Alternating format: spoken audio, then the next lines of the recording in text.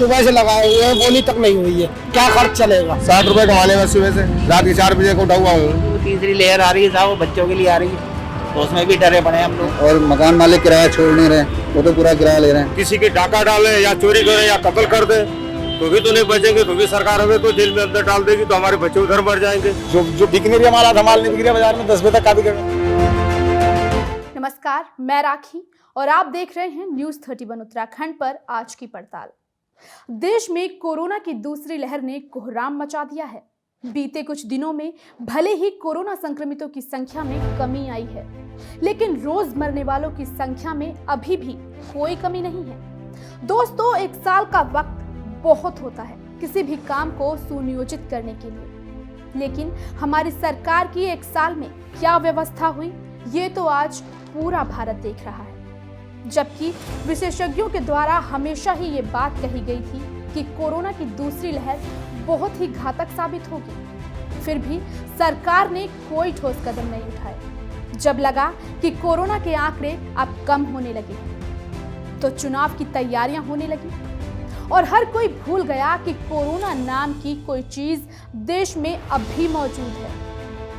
अगर उस वक्त अपनी राजनीति से ऊपर उठकर देखा गया होता तो शायद इस वक्त देश में जो मौत का तांडव मचा हुआ है वो नहीं होता।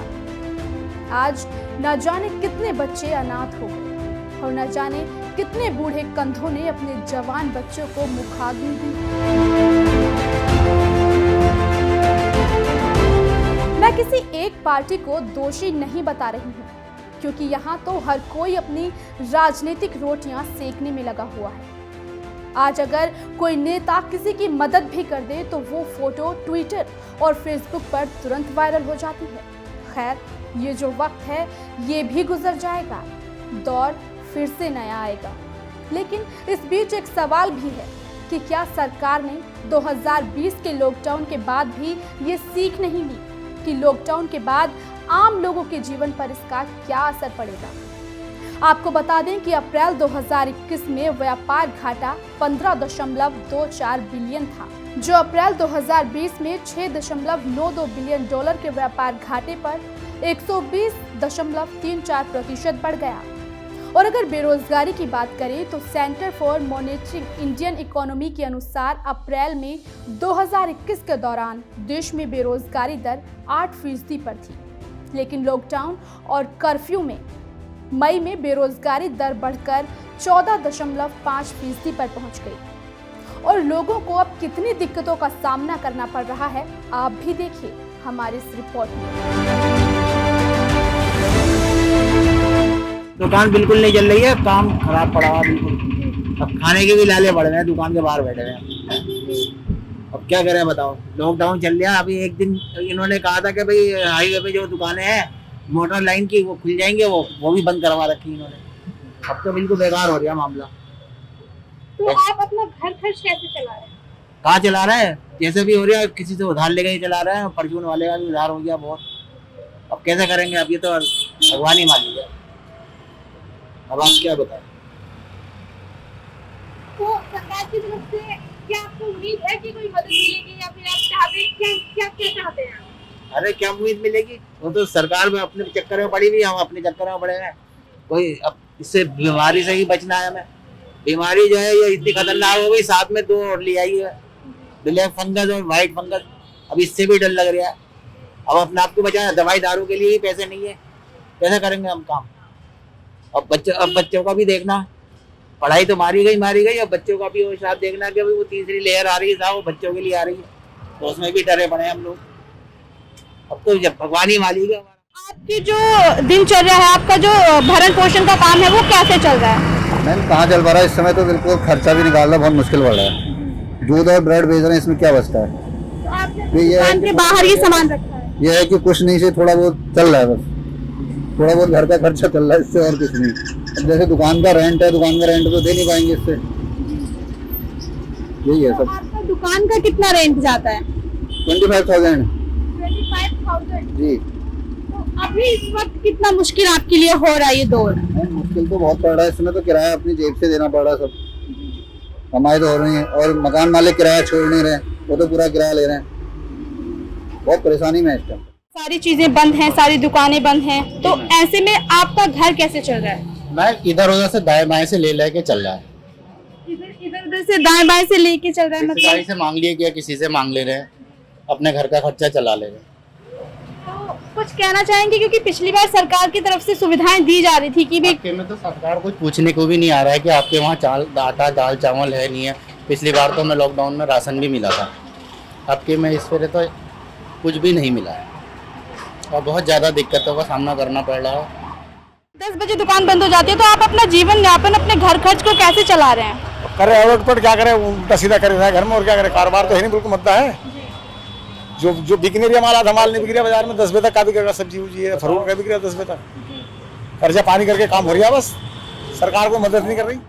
सरकार ने जो नियम बनाए हैं कि आपकी दुकान 10 बजे तक खुलेगी, तो इस 10 बजे तक दुकान खोलने के बाद क्या आपको इतना बेनिफिट हो जाता है कि आप अपने घर को अच्छे से चला पाएं? नहीं, किराया ही पूरा नहीं हो रहा, किराया भी निकल रहा, अपना खर्चा भी है वो भी नहीं निकल रहा। बस ऐसे ही है, बैठे हैं खाली बैठे हैं। क्या परेशानी आपको हो रही है? परेशानी का दुकानदारी नहीं हो रही है साहब, और क्या।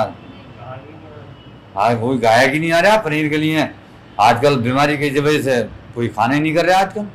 ये है लॉकडाउन तो ठीक है भाई, बीमारी फैल रही है इतनी, फिर यह है कि थोड़ी गरीब लोगों की व्यवस्था तो करनी चाहिए, अनाज से उससे ठीक ही है। अब सरकार का फैसला है, वो भी कोई गलत नहीं कर रही है।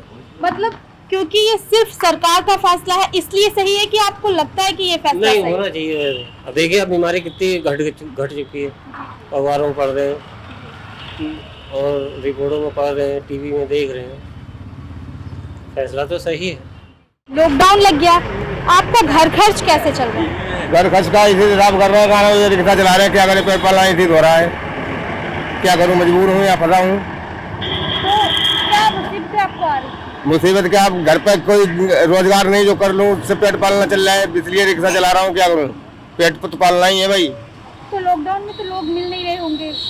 एक आध जो सवारी निकलती है, जो हॉस्पिटल जाते हैं वही लोग मिलते हैं, खाना खर्चा निकल जाता है, और क्या है, कुछ नहीं इसमें। तो आपके लिए भी कोई टाइम है कि आप 10 बजे तक ही खोल सकते हैं या रिक्शा चला सकते हैं? नहीं, रिक्शा 10-11 बजे तक चलाते हैं, बस खड़ा कर देते हैं, बस 10-11 बजे तक चला? बस चलाते हैं, खड़ा कर देते हैं। तो 10-11 बजे तक आपकी रोजी रोटी चल जाती है? वही 150 रुपये पैदा हो जाए बस। अब सुबह का ये पैसे कमाने हैं, 60 रुपये कमाने में सुबह से रात के 4 बजे को उठा हुआ हूँ, कोई कमाई नहीं है। तो सरकार से कुछ कहना चाहेंगे?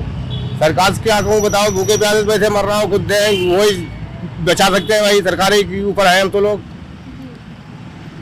तो सरकार की तरफ से क्या कोई मदद मिली आपको? कुछ मदद नहीं मिली अभी, कोई मदद नहीं मिली। पिछली बार लॉकडाउन लगा था, उसमें आपको मदद मिली थी? कुछ नहीं मिला था उसमें भी नहीं, पिछली बार भी आपको कुछ नहीं मिला? कुछ नहीं मिला। और इस बार भी? इस बार तो सरकार ने ऐसी कोई मदद ही नहीं लग रखी है। हाँ, कोई मदद नहीं है। कैसा चल रहा है लॉकडाउन में? क्या करें, सुबह से 8 बजे से खड़े हैं, अभी तक हमने 10 रुपए की पोहरी तक नहीं किया, 10 रुपए की अभी तक नहीं आई, मजूरी 9 बज गया। और छोटे बच्चे हैं, जब हमें कुछ नहीं मिल रहा तो हम चलाएंगे नहीं तो खाएंगे क्या। यहाँ मकान का भी भाड़ा देना है 800 रुपये महीने का, रिक्शे का भी भाड़ा 10-20 तो देना ही पड़ेगा, कुछ न कुछ लेके दौड़ रहे तो। और बच्चे हैं, जब कुछ करेंगे नहीं तो खाएंगे क्या। घर में कुछ होता तो हम इतनी टाइम लॉकडाउन में रिक्शे पे थोड़े चलाते। बात यही है, मेहनत में लगे अपने भगवान के नाम पर। भगवान के नाम पर? हाँ। तो मतलब क्या कहना चाहेंगे, सरकार से क्या मदद की उम्मीद है आपको? क्या कहें, एक बार आधार कार्ड पर लगा तो आधार कार्ड निकला नहीं, उसका प्रधान से मुहर वुहर लगवा के वो बनता है, ग्रीन कार्ड बनवा के रखा हूँ, लॉकडाउन साल भर से चल रहा है, मौका ही नहीं मिला कि घर जाके उसको बनवाएं और करें। कुछ तो नहीं मिला, न पर के साल मिला न इस साल मिला, अपना पसीना बहाते बहा के खा रहे हैं, न आटा मिलता है, न चावल मिलता है, न कोई पैसे कौड़ी मिलता है।